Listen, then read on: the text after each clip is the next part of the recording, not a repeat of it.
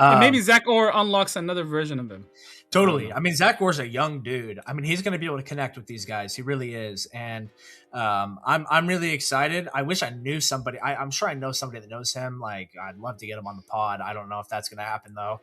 I know he's got a busy guy. We got to go back and try to repeat here. But no, I was pumped. But it sounds like they reached out to him before a playoff run. Mike did. Mike reached out early before the playoff run to kind of, see what's going on, because he did get some DC looks as well from other teams this offseason. So, and you could talk about the DC as much as you want with him being, but the Ravens personnel and defense was awful this year. And he was the DC, but I don't know if you can put all the blame on him for that, because that personnel was, one, beat up, and two, just not great. Just not great, to be honest with you. So we'll see. Yeah, and looks like the former interior linebackers coach, Kirk Oliviadotti, I think he came from the Packers. They got him from the Packers, and then basically they got him to interior. He's gonna move to another position unknown till now. That's what Brady Henderson reported from ESPN. So we don't know. So, but looks like, man, one thing I like about Mike is, man, I think right now he's in that position where, like, the first year was like, oh, I'm going to try to figure it out. The second year, Super Bowl, like, I figured it out.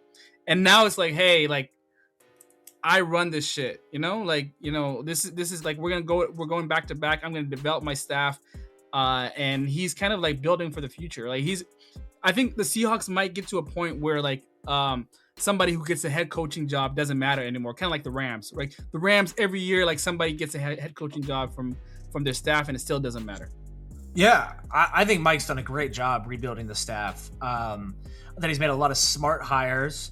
I really do, and he's like he's reloading. He's reloading. He's always thinking ahead. That's kind of what I'm guessing here. I don't know for sure, but like some of these hires that he's made kind of give me the vibe of like he's thinking ahead, where like maybe these guys eventually can slide up into these roles that we might lose with another successful season.